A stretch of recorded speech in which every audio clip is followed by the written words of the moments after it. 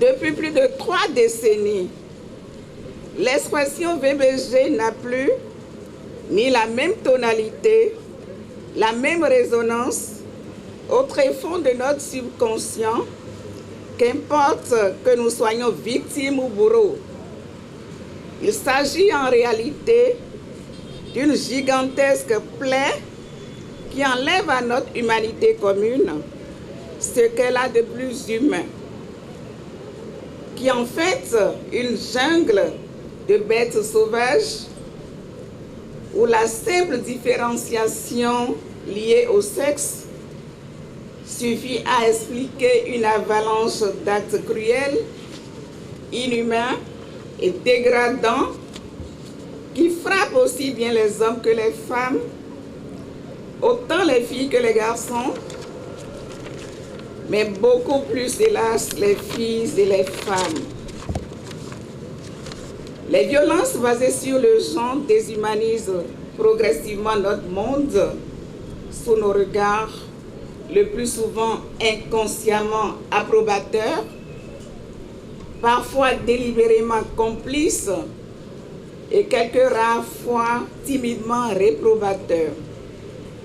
Face à cette majestueuse Amazone, miroir, reflet, muse ou porte-flambeau de la lutte féminine, vous me permettrez de faire mienne en cet instant les célèbres phrases de Ban Ki-moon, je cite, « La violence à l'égard des femmes constitue une violation des droits de l'homme.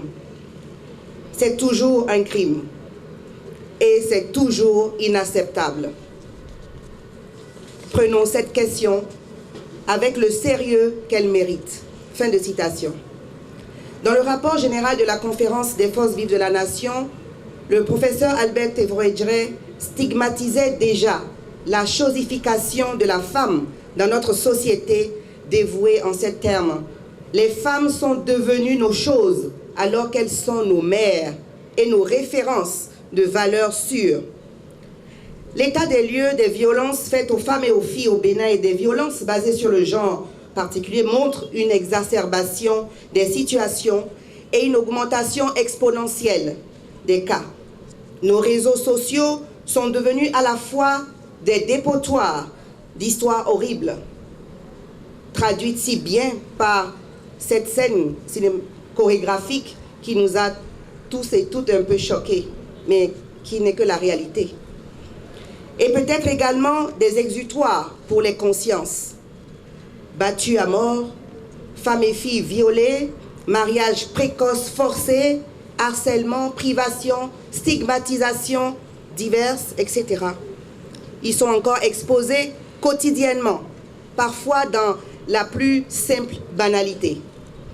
Malgré les actions mises en œuvre, notamment l'élaboration et la dissémination des procédures standardisées qui mobilisent tous les acteurs pour apporter des réponses rapides et appropriées, la création des centres de promotion dans les centres de promotion sociale, des services d'écoute et d'accompagnement psychosocial, la création des centres intégrés de prise en charge des victimes ou des survivantes de violences basées sur le genre, il n'y a pas eu une tendance à la baisse des cas de violation des droits des femmes et des filles.